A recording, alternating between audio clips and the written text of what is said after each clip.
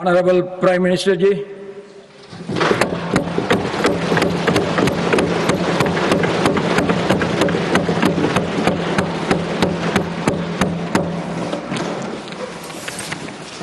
माननीय सभापति जी, पश्चिम एशिया में चल रहे युद्ध और उससे बनी परिस्थितियों से हम सभी परिचित हैं। मैं आज संसद के उच्च सदन के सामने और देशवासियों के सामने इन विकट परिस्थितियों पर सरकार का पक्ष साझा करने के लिए उपस्थित हुआ हूं। पश्चिम एशिया में चल रहे इस युद्ध को 3 सप्ताह से अधिक का समय हो चुका है। इस युद्ध ने पूरे विश्व में गंभीर ऊर्जा संकट पैदा कर दिया है। भारत के लिए भी ये स्थिति चिंताजनक है। इस युद्ध से हमारे व्यापार के रास्ते प्रभावित हो रहे हैं। इससे पेट्रोल, डीजल, गैस और फर्टिलाइजर जैसे जरूरी सामान की रूटीन सप्लाई प्रभावित हो रही है। गल्फ देशों में करीब 1 करोड़ भारतीय रहते हैं, वहां काम करते हैं। उनके जीवन और आजीविका की सुरक्षा भी भारत के लिए बहुत बड़ी चिंता है। हॉर्मुज़ स्ट्रेट में दुनिया के अनेक जहाज फंसे हैं। उनमें बहुत बड़ी संख्या में भारतीय क्रू मेंबर्स हैं। ये भी भारत के लिए एक बड़ी चिंता का विषय है। ऐसी विकट परिस्थिति में आवश्यक है कि भारत की संसद के इस उच्च सदन से शांति और संवाद की एकजुट आवाज पूरे विश्व में जाए।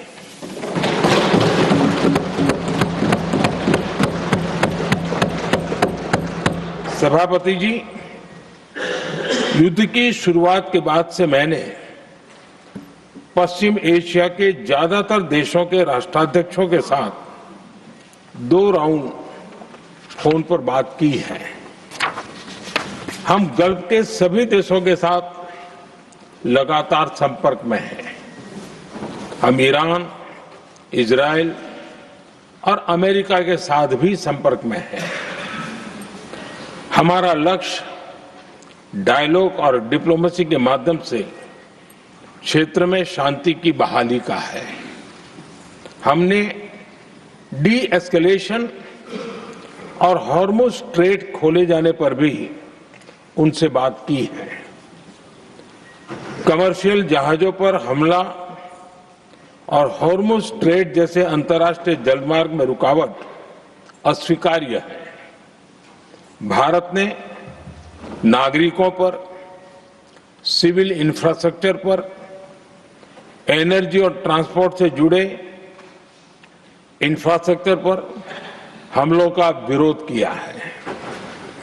भारत डिप्लोमेसी के जरिए युद्ध के इस माहौल में भी भारतीय जहाजों के सुरक्षित आवागमन के लिए सतत प्रयास कर रहा है। भारत ने इस समस्या के समाधान के लिए संवाद का ही रास्ता सुझाया है। इस युद्ध में किसी के भी जीवन पर संकट मानवता के हित में नहीं है। इसलिए भारत का सतत प्रयास सभी पक्षों को जल्द से जल्द शांतिपूर्ण समाधान के लिए प्रोत्साहित करने का है। सभापति जी, संकट की स्थिति में देश विदेश में भारतीयों की सुरक्षा हमारी बहुत बड़ी प्राथमिकता है। युद्ध शुरू होने के बाद से लेकर अब तक 75,000 से अधिक भारतीय सुरक्षित भारत लौट चुके हैं।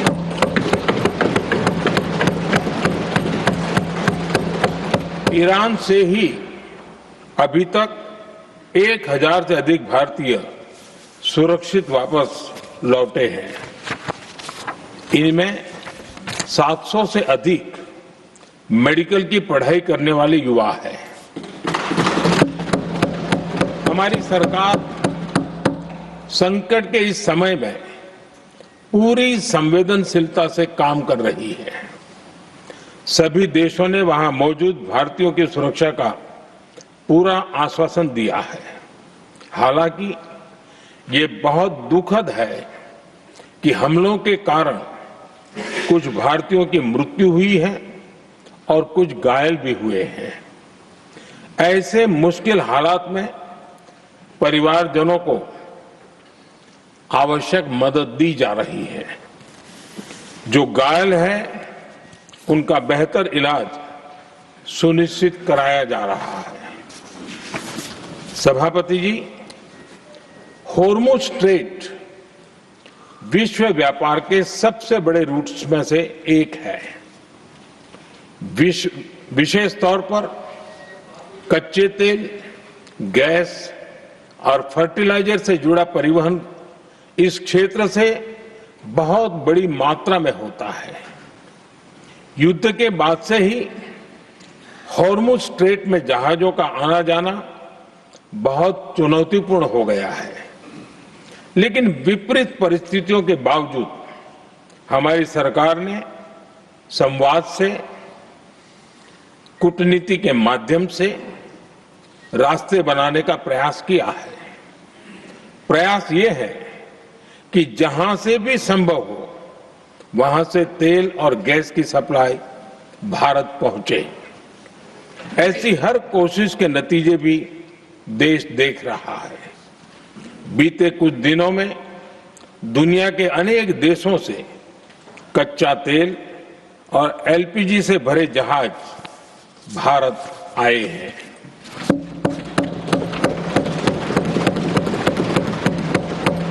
इस दिशा में हमारे प्रयास आने वाले दिनों में भी जारी रहेंगे। सभापति जी, भारत का प्रयास है कि तेल हो, गैस हो, फर्टिलाइजर हो, ऐसे हर जरूरी सामान से जुड़े जहाज भारत तक सुरक्षित पहुंचे। लेकिन इस युद्ध से बनी वैश्विक परिस्थितियां अगर लंबे समय तक बनी रहती है तो गंभीर दुष्परिणाम तय है। इसलिए भारत ने अपनी रेजिलियंस बढ़ाने के लिए जो भी प्रयास बीते वर्षों में किए हैं, उनको और गति दे रहा है। सभापति जी, कोई भी संकट हो, वो हमारे हौसलों और हमारे प्रयास दोनों की परीक्षा लेता है। देश ऐसे संकटों का बेहतर तरीके से सामना कर सके, इसके लिए बीते 11 वर्षों में निरंतर निर्णय लिए गए हैं। एनर्जी इंपोर्ट का डाइवर्सिफिकेशन ऐसे ही प्रयासों का हिस्सा है। पहले क्रूड ऑयल, एलएनजी, एलपीजी ऐसी एनर्जी जरूरतों के लिए 27 देशों से इंपोर्ट किया जाता था। वहीं आज भारत 41 देशों से एनर्जी इंपोर्ट करता है। बीते दशक में भारत ने संकट के ऐसे ही समय के लिए कच्चे तेल के भंडारण को भी प्राथमिकता दी है। हमारी तेल कंपनियां संकट के समय के लिए काफी मात्रा में पेट्रोल और डीजल का भंडार रखती है। बीते 11 वर्षों में 53 लाख मीट्रिक टन से अधिक का स्ट्रेटेजिक पेट्रोलियम रिजर्व भी डेवलप किया गया है और 65 लाख मीट्रिक टन से अधिक के रिजर्व की व्यवस्था पर देश काम कर रहा है। साथ ही बीते दशक में भारत की रिफाइनिंग कैपेसिटी भी अच्छी खासी बढ़ाई गई है। मैं आपके माध्यम से सदन को और देश को ये आश्वासन देना चाहता हूं कि भारत के पास क्रूड ऑयल के पर्याप्त स्टोरेज के और निरंतर सप्लाई की व्यवस्थाएं हैं। सभापति जी, हमारी सरकार की कोशिश है कि ईंधन के किसी एक ही स्रोत पर ज्यादा निर्भरता न रहे। सरकार घरेलू गैस सप्लाई में एलपीजी के अलावा पीएनजी पर भी बल दे रही है। बीते दशक में देश में पीएनजी कनेक्शन पर अभूतपूर्व काम हुआ है। बीते दिनों में इस काम को और तेज किया गया है। साथ ही एलपीजी के घरेलू उत्पादन को भी बड़े पैमाने पर बढ़ाने का प्रयास किया जा रहा है। सभापति जी, बीते वर्षों में सरकार का निरंतर प्रयास रहा है कि हर सेक्टर में दूसरे देशों पर निर्भरता कम से कम हो। हम ज्यादा से ज्यादा आत्मनिर्भर हो, यही एकमात्र विकल्प है। जैसे भारत का 90% से अधिक ट्रेड विदेशी जहाजों पर होता है। ये स्थिति किसी भी वैश्विक संकट में भारत की स्थिति को और भी गंभीर बना देती है। इसलिए सरकार ने मेड इन इंडिया जहाज बनाने के लिए करीब 70,000 करोड़ रुपए का अभियान शुरू किया। भारत आज ship building, ship breaking, maintenance and overhauling ऐसी हर सुविधा के निर्माण पर तेज गति से काम कर रहा है। भारत अपने डिफेंस सेक्टर को भी अधिक रेजिलिएंट बना रहा है। बीते दशक में किए गए प्रयासों से भारत आज अपनी जरूरत के अधिकांश हथियार भारत में ही बना रहा है। एक समय था जब भारत अपने जीवन रक्षक दवाओं के कच्चे माल यानी एपीआई के लिए भी दूसरे देशों पर बहुत अधिक निर्भर था। बीते वर्षों में देश ने भारत में ही एपीआई इकोसिस्टम बनाने के लिए अनेक प्रयास किए हैं। इसी प्रकार रेयर अर्थ मिनरल्स में विदेशी निर्भरता को कम करने के लिए भी बड़े कदम उठाए जा रहे हैं।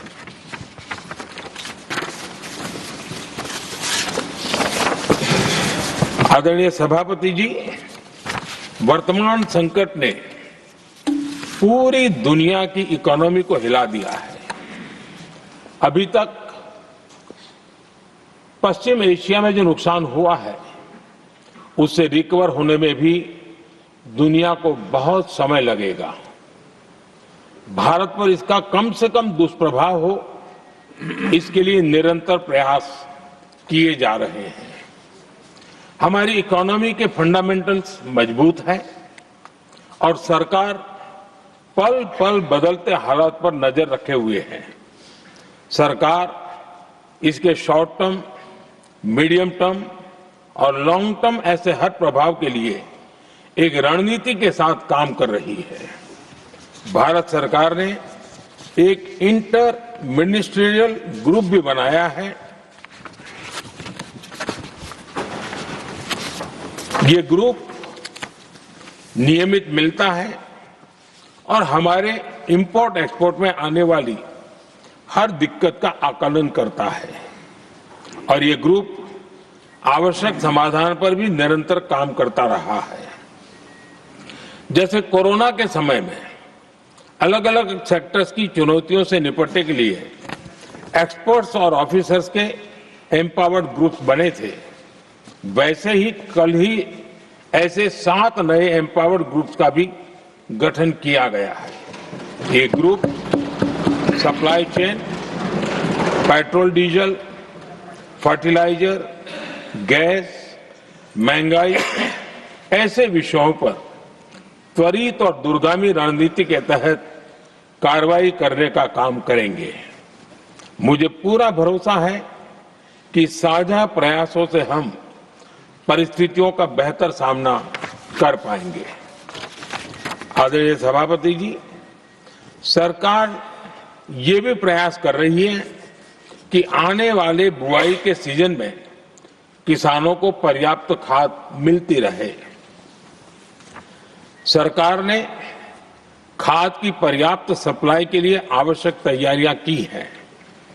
सरकार का निरंतर प्रयास है कि किसानों पर किसी भी संकट का बोझ न पड़े। मैं देश के किसानों को फिर आश्वस्त करूंगा कि सरकार हर चुनौती के समाधान के लिए उनके साथ खड़ी है।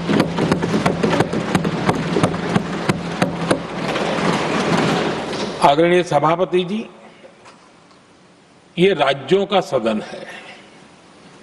आने वाले समय में ये संकट हमारे देश की बड़ी परीक्षा लेने वाला है और इस परीक्षा में सफलता के लिए राज्यों का सहयोग बहुत आवश्यक है।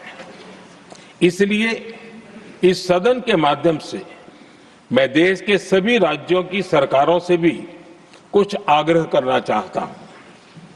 संकट के समय गरीबों पर, श्रमिकों पर, प्रवासी साथियों पर बहुत बुरा असर पड़ता है। इसलिए पीएम गरीब कल्याण अन्न योजना का लाभ समय पर मिलता रहे, ये सुनिश्चित करना होगा। जहां प्रवासी श्रमिक साथी काम करते हैं, उनकी परेशानियों को दूर करने के लिए प्रोएक्टिव कदम उठाए जाएं।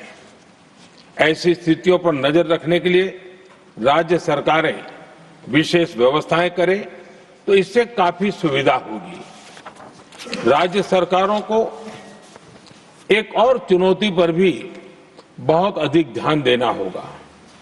ऐसे समय में कालाबाजारी करने वाले, जमाखोरी करने वाले बहुत एक्टिव हो जाते हैं। जहां से भी ऐसी शिकायतें आती हैं, वहां त्वरित कार्रवाई होनी चाहिए। जरूरी चीजों की सप्लाई निर्बाध चलती रहे, ये सुनिश्चित करना हर राज्य की प्राथमिकता होनी चाहिए। आदरणीय सभापति जी, मैं सभी राज्य सरकारों से एक अनुरोध और करना चाहता हूं। संकट चाहे कितना भी बड़ा हो, भारत की तेज ग्रोथ बनाए रखना हम सभी का दायित्व है। हमें इसके लिए हर जरूरी कदम, हर जरूरी रिफॉर्म्स तेजी से करते रहने होंगे। ये राज्य सरकारों के पास बहुत बड़ा अवसर भी है। ये टीम इंडिया की भी बहुत बड़ी परीक्षा है। कोरोना के महासंकट में केंद्र और राज्यों ने टीम इंडिया बनकर कोविड मैनेजमेंट का एक बेहतरीन मॉडल सामने रखा था। अलग अलग पॉलिटिकल पार्टीज की सरकारें होने के बावजूद टेस्टिंग, वैक्सीनेशन से लेकर जरूरी चीजों की आपूर्ति टीम इंडिया के प्रयासों से ही सुनिश्चित हो पाई थी। हमें उसी भावना के साथ आगे भी काम करना है। सभी राज्य सरकारों और केंद्र सरकार के प्रयासों से देश इस गंभीर वैश्विक संकट का प्रभावी रूप से सामना कर पाएगा। आदरणीय सभापति जी, ये संकट अलग प्रकार का है और इसके समाधान भी अलग प्रकार से ही तय किए जा रहे हैं। हमें धीरज के साथ, संयम के साथ, शांत मन से हर चुनौती का मुकाबला करना है। आदरणीय सभापति जी, जैसा कि हम देख रहे हैं कि इस युद्ध को लेकर पल पल में हालात बदल रहे हैं, इसलिए मैं देशवासियों से भी कहूंगा कि हमें हर चुनौती के लिए तैयार रहना ही होगा।